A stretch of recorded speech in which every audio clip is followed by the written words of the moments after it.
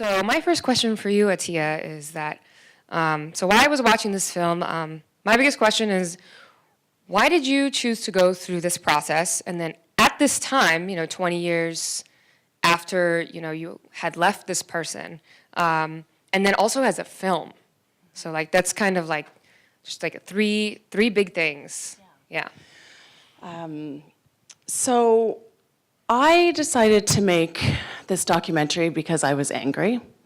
I had been working in the field, and I actually came up with the idea for this documentary on shift. And so I was running the YWCA December 6 Fund that offers interest-free loans to help women leave a domestic violence situation. It's an incredible program. And it had just been one of those days where I just got call after call that were incredibly intense crisis calls from women who were trying to leave their partners who were hurting them. And it was just one of those days where I was very burnt out by this point. I'd been working in this program for about 4 years. And I had a repeat caller, and this client of mine had received a loan and had moved out, had moved away, started over, had an apartment with her one child. And on that day, she had called me back and said that her ex had broken into her apartment and hurt her again in front of her child. And that was just it. Like, I couldn't function, and this didn't happen at work very often, but I just felt like my head was gonna explode, and I didn't know what to do. So I was very hopeless by this point in the work that I was doing. I loved the work, I was passionate about it, I wanted to do it, but I felt like this is never gonna end, right? We're not stopping. We're not figuring out how to stop this violence. And so I was angry, and then I remember being reminded of something that Steve told me. And he said, this is one time we bumped into each other on the street, and he said that he had actually tried to get help at the end of our relationship. And he went to a therapist, like he went to an office, and he said, I don't know what he said exactly, but he said they didn't know how to deal with him, and they basically closed the door in his face. And so that made me angry as well. And the fact that he was asking for help, but he couldn't get it. And like I said, I had been bumping into Steve since I had escaped from him every few years in Toronto. And it was every 2 to 3 years, it would be on the same strip within 3 major blocks of Toronto. The first 10 years after I escaped from him, I was terrified when I'd see him. And I would basically freeze up, we might say hello, he'd keep walking, and then boom, all my trauma escalated, right? It never went away, but it escalated, and I'd have nightmares every night, and I was constantly thinking he was everywhere. It interfered with my work and my school for the first few months after I'd see him. However, after about it was around the 10-year period, something shifted in me. So I went to school. This is an ex-boyfriend who had a very healthy relationship. I was living in a nice place. I felt good, I felt confident, strong, and I saw him and I realized for the first time I took a step back, I looked at him, and he didn't look well.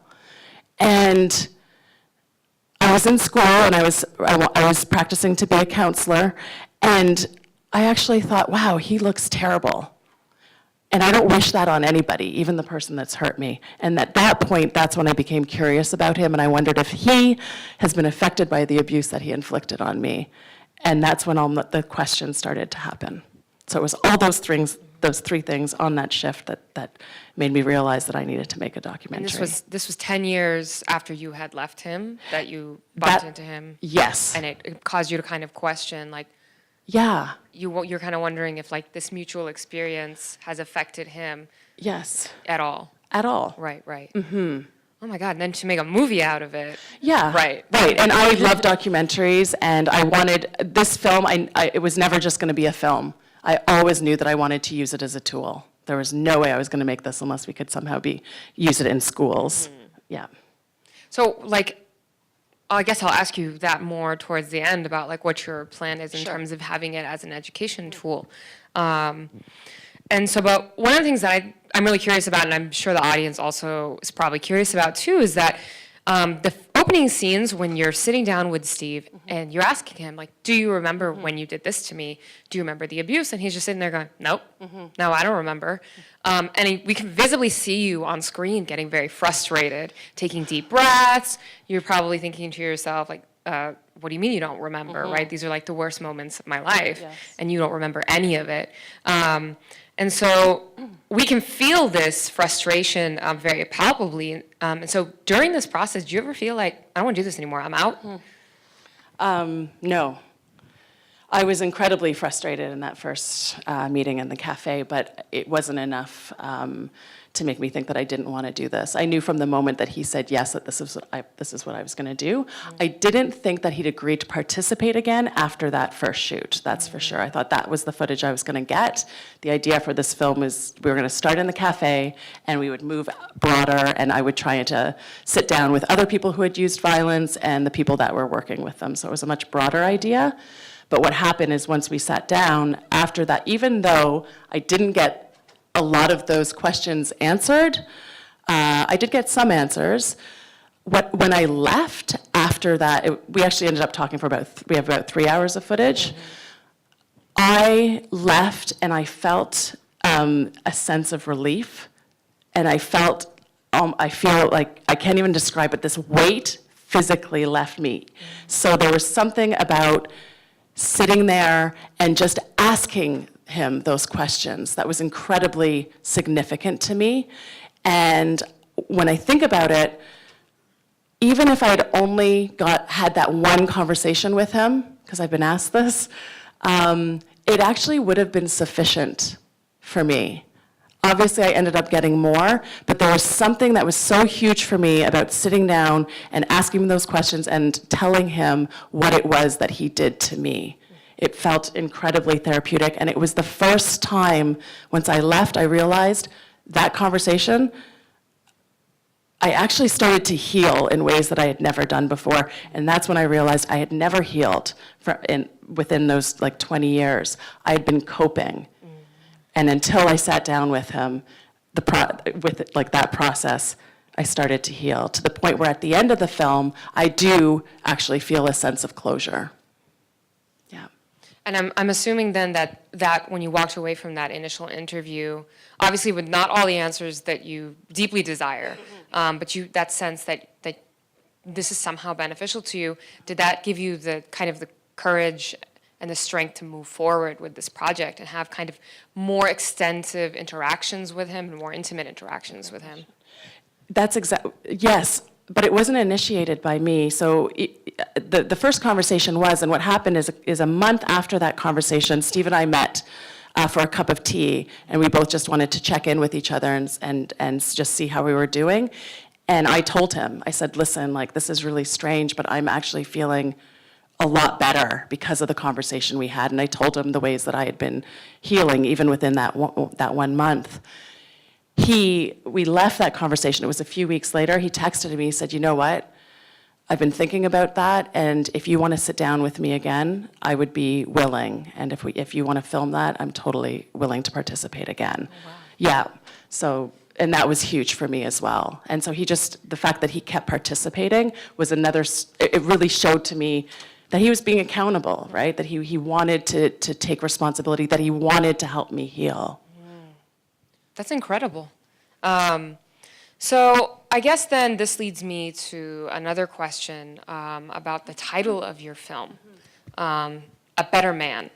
And I think that's an interesting title, considering that this film is much about you, and you working through the things that he did to you and trying to heal and move forward in your life and be the best you that you can be. And you mentioned before that you wanted this to be a teaching tool. So I'm kind of interested as to how the title, was born. Yeah, and that's, I think, important. It's true, like, this is my story. I invited him into my story. This is my path for sure. It's definitely not a prescription of what I think everybody else needs to do or should do. The title came because we had been having, we had a hard time coming up with titles. I never knew how hard it would be to find a title for a film.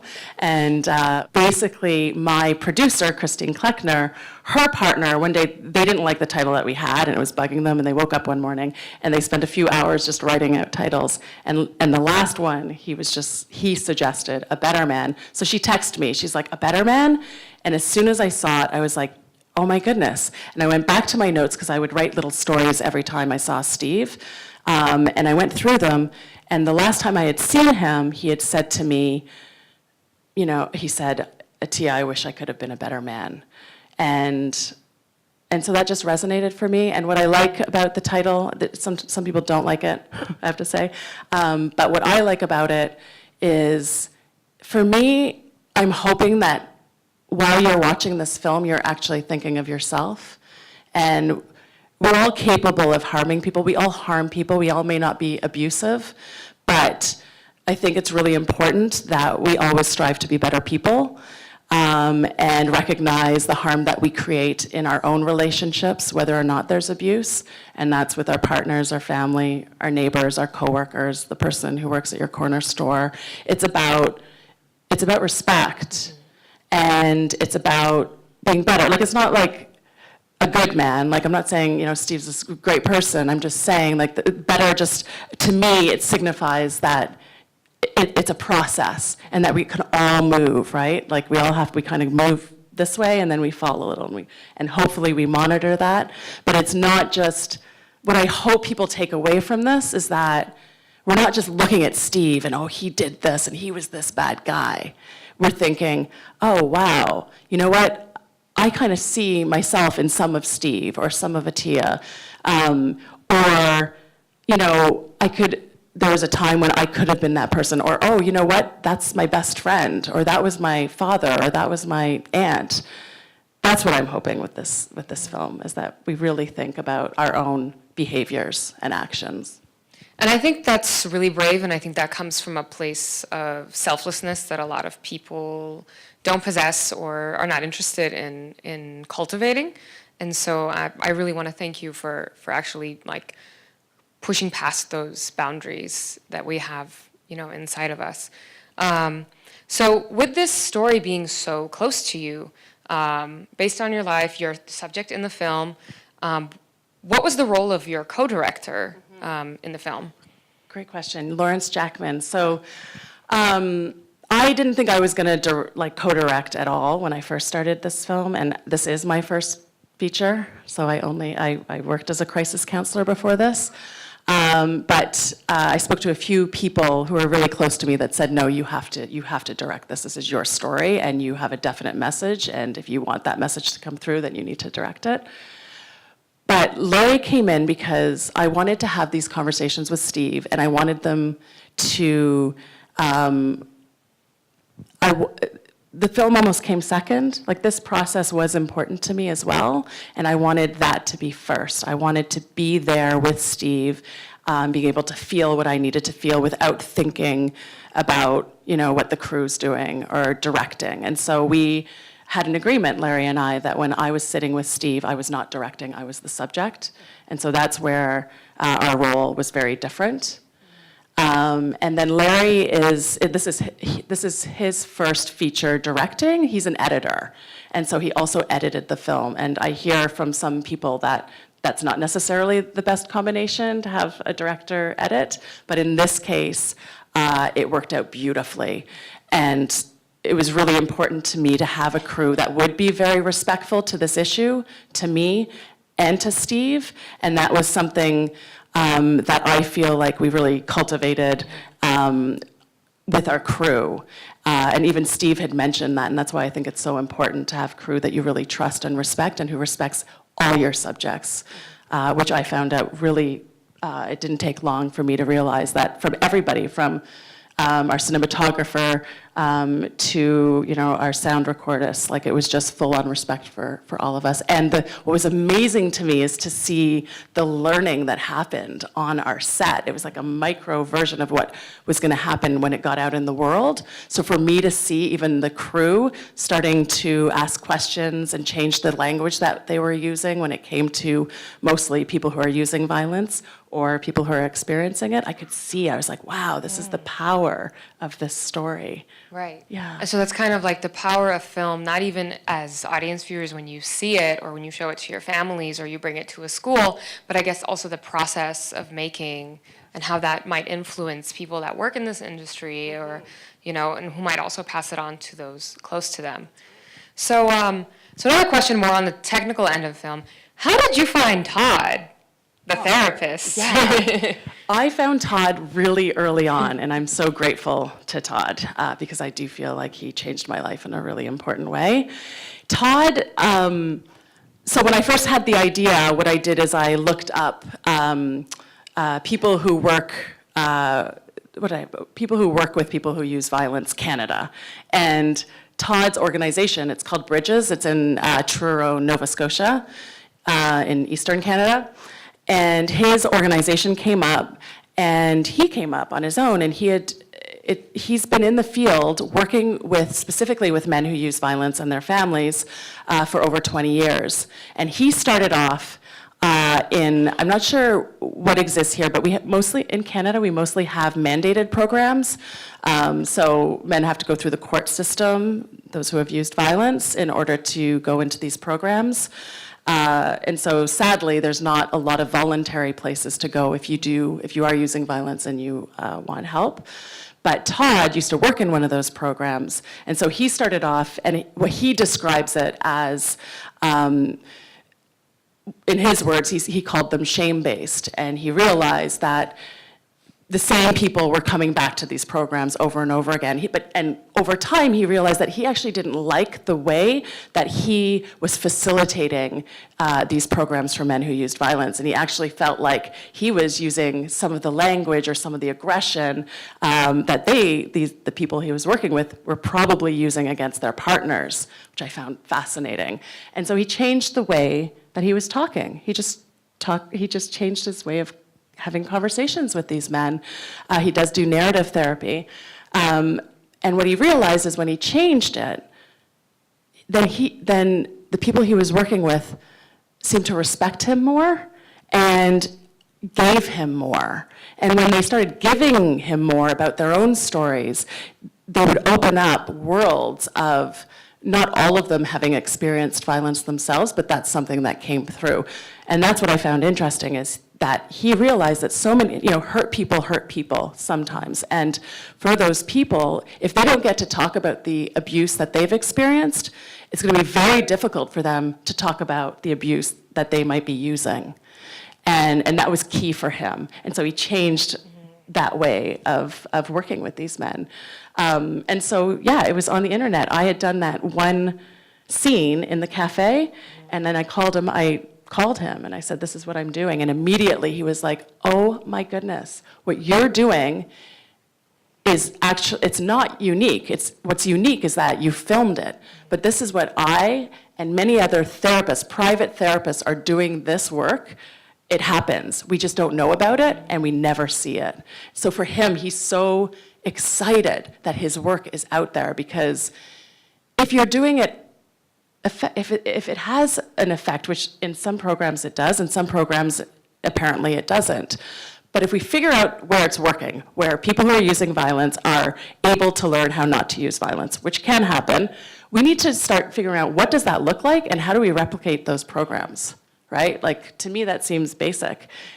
Now that I'm doing this, I'm having people email me from mostly across North America telling me about their programs and what they're doing. A lot of it has to do with restorative justice, but there's also Indigenous justice programs, there's transformative justice.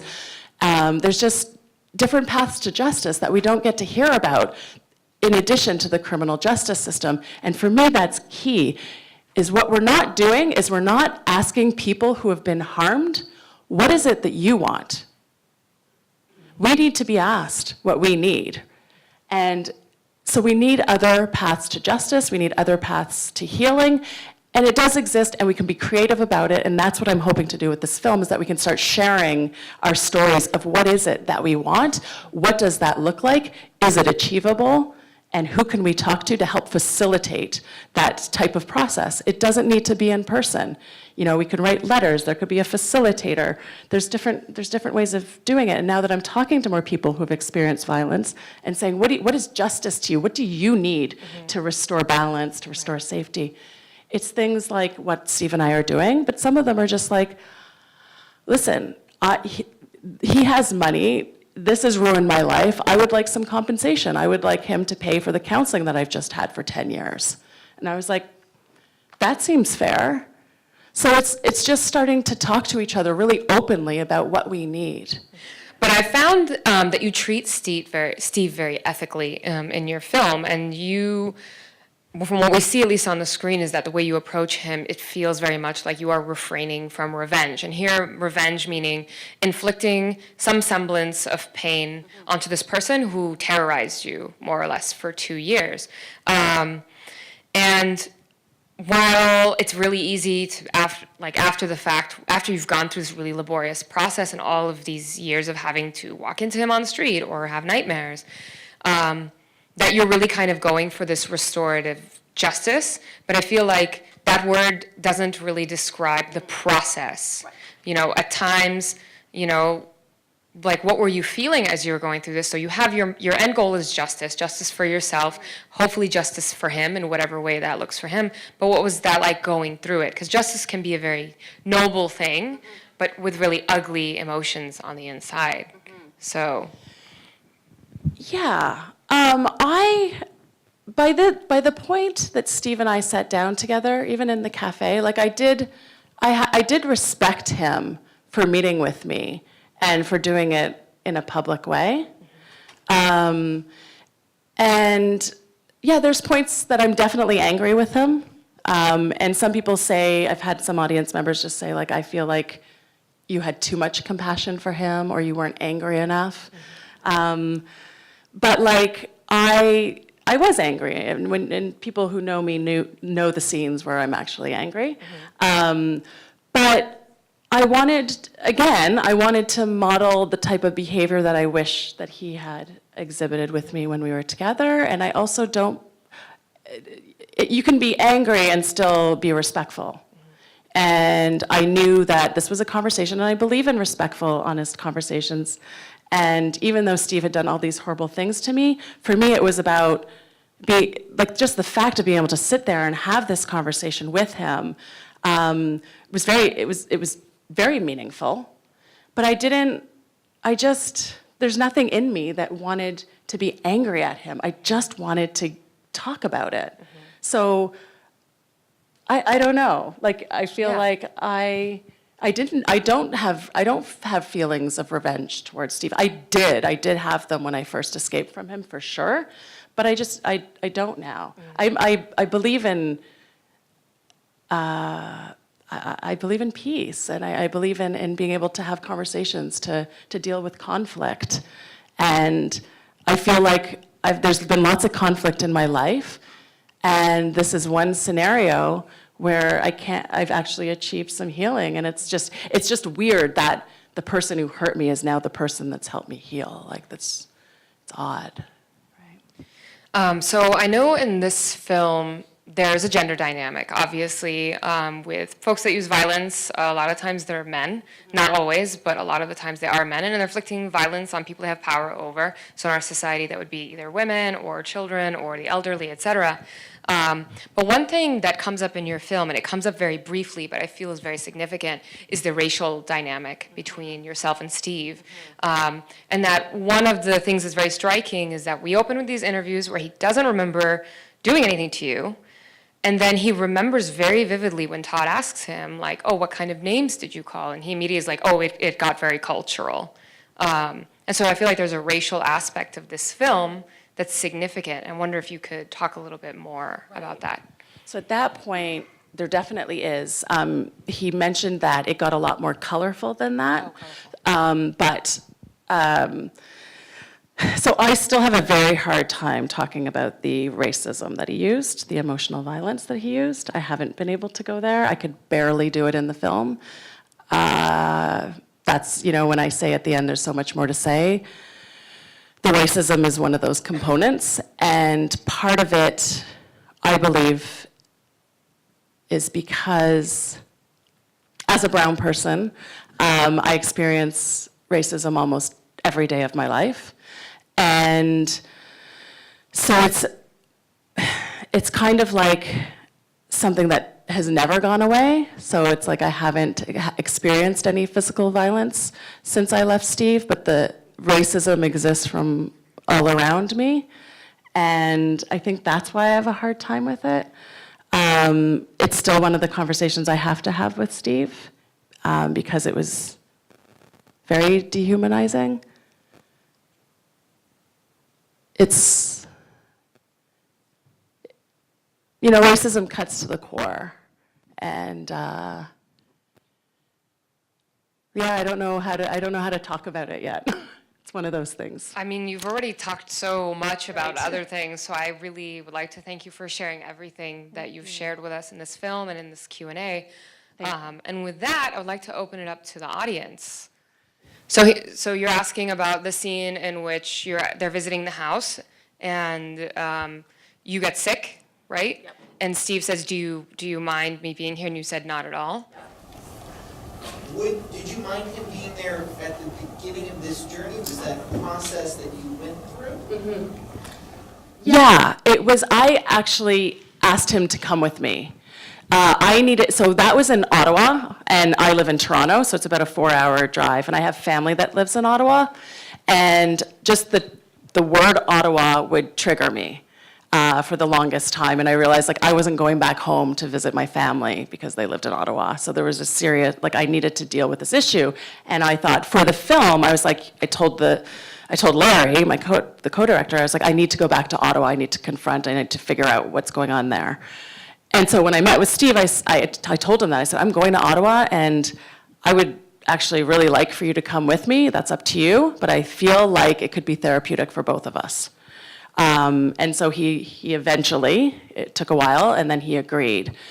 What's interesting about that is I meant that when he came up to me, and it was actually fine that he was there, and it actually felt incredibly good to have him there. And I think that's what was key, and I said it later on in the film, but just to be able to now have a different memory of him actually helping me to it doesn't replace all those bad memories, but it gives me a new good memory that he was carrying in that moment in front of the places where he hurt me.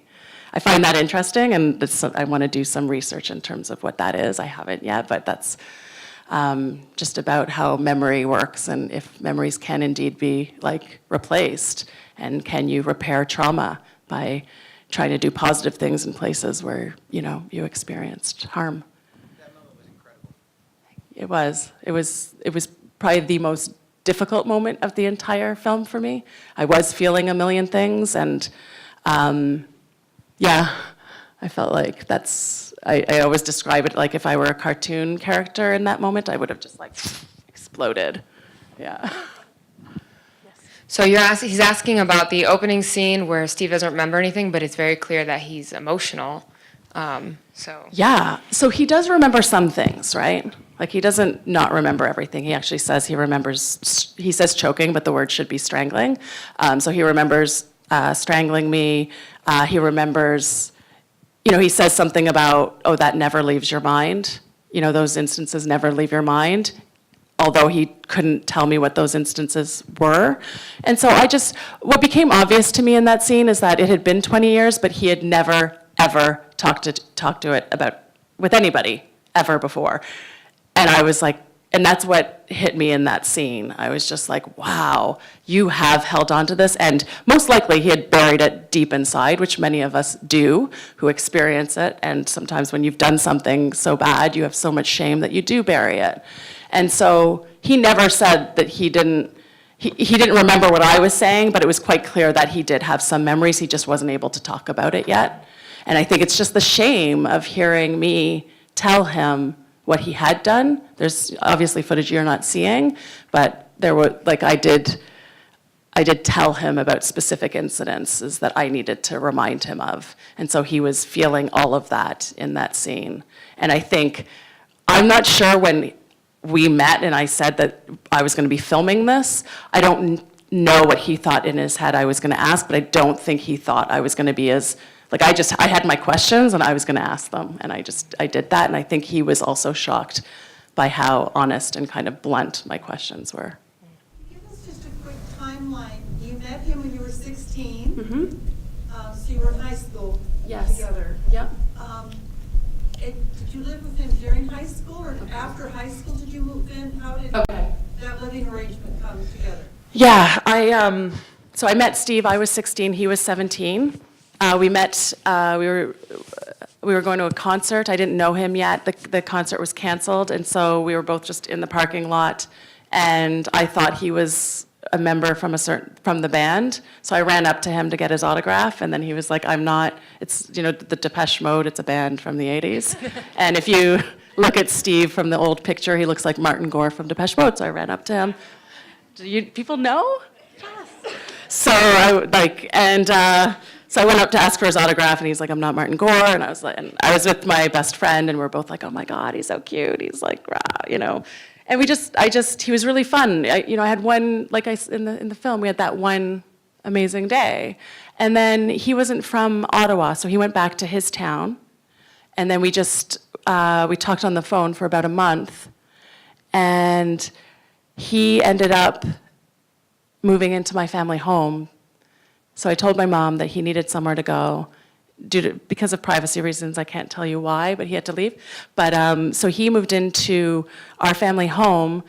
We were there about a month, 4 to 6 weeks. The violence already had started in my family home. And then my mom sort of asked us to leave. And we ended up in an apartment, like a really crappy one-bedroom apartment, and trying to go to school. Yes, love. So it was from 16 to 18. I lived with him for 2 years. Yeah. So we were very young. Yeah. I saw Sara Polly's name in the credits. How did she get involved? So Sara, she's a friend. Sara Polly's the executive director. And I knew her about a year before. What happened? She got married to, my sweetheart, Alex, and her sweetheart, David, are married. So they're best friends, and Sara came into my life. And Sara has directed many films. And I asked her, she was the first person that I approached with this idea when I had it. And I told her about Steve, and she looked at me and she's like, it doesn't actually matter what I think, you clearly have to do this. And whether it takes you 2 years or it takes you 20, you got to do it. And so from then on, she really encouraged me to keep going. And it was halfway through the making of this film when she just said, like, do you want any more support from me? What would you like? And then we decided that, executive producer would be really helpful in terms of trying to get funding. And then she was very helpful in the editing stage in creating the story. So you mentioned that you celebrated your anniversary every year in some way or form. And so in the film you had a party. Was this the first time you actually had a party, or I guess? No. How did you get the idea? How were you comfortable enough to do that? Yeah. It happened at the 10-year mark after escaping from him. It was the first time I had a party. And I decided, those first 10 years after the escape, leading up to that date, it was, it was around 2 weeks where I would just start to have major anxiety, and that's how a lot of people who have experienced trauma, and especially like holidays and stuff like that you do remember these dates. And so July 20th for me was that one. And I decided when I got to the 10-year mark that I was starting to feel better. I started to become curious about Steve, and something just flipped, and I was like, no, I want to make, this, it's amazing. It's amazing that I survived this, and I'm not ashamed of it, and I shouldn't be embarrassed about this. And my partner at the time, I said, let's have a party. Let's just see what happens. The first party was really a party, and then I took like 2 minutes and I just sort of said, hey, on this day, this is what happened.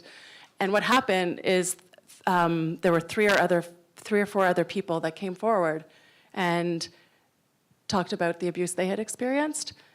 And I was like, oh, this is interesting. This is such a, just creating that space to have this conversation. And afterwards, there was about an hour where people just talked about their own experiences of violence. So I've probably had the party maybe 5 times.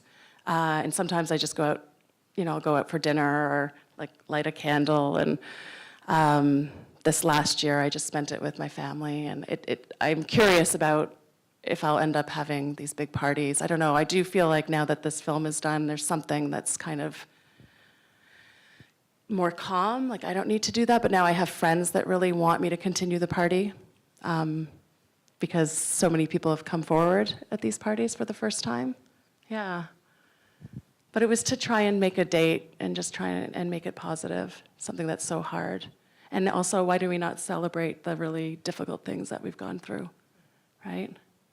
Okay, so the question was, usually we ask women that are in abusive relationships, well, why didn't you just leave? And so he's asking, is like, what caused you to finally leave? Yeah. So yes, I was terrified, and the violence was escalating, and I was really at a point where I was like, he is going to kill me. Also, Seth, who intervened, him and his group of friends, what happened, they just made themselves, like they kind of forced themselves into our lives. And if that had, I really do believe if they hadn't, I definitely would have ended up staying with Steve. And so part of it for me, and I've heard this from other people I work with, is I really sadly, I needed somebody else to care for me and like me or love me or whatever before I could leave Steve. So there was like an overlap between Steve and Seth that just organically happened. But that's why intervention is so important, right? And I would like to say a word about intervention. Intervention doesn't just have to happen when a violent act is happening in front of you, whether that violent act be physical or emotional, verbal abuse. But you can intervene before an act or after an act if you know that it's happening, if it's not a stranger. And for me, what would have been meaningful and helpful from the teachers, from the neighbors, from the friends, and some friends did do this, was just to acknowledge the fact that they knew that I was hurting, and that to just say the words, Attiya, I care for you. I see the bruises. I know you're being hurt. I will always be here for you. I care for you. Whenever you need something, I will be here. And that's really important. It's not telling somebody what they should do. It's asking them what they need. You cannot tell someone who's in an abusive situation, you have to leave. That doesn't work. And you could also do the research. You could find out in this community here in San Diego, what exists for people who are experiencing violence? What exists for people who are harming others? So that if the person you love asks you and says, like, I am being hurt, but I don't know what to do, you could say, you know what, there's a shelter, there's a hotline, there's a counseling service, there's legal services here. And if someone is using violence, you could be like, you know what, there's this type of counseling, I'm here for you. But I think what I would love that people don't talk about is how do we help people who have used violence, who we know are using it, who we care for. And and what happens generally is people will isolate themselves from that person. They want to and it makes total sense, right? You want to distance yourself from them. But I would urge you to try and think about ways of actually offering support to that person to find help.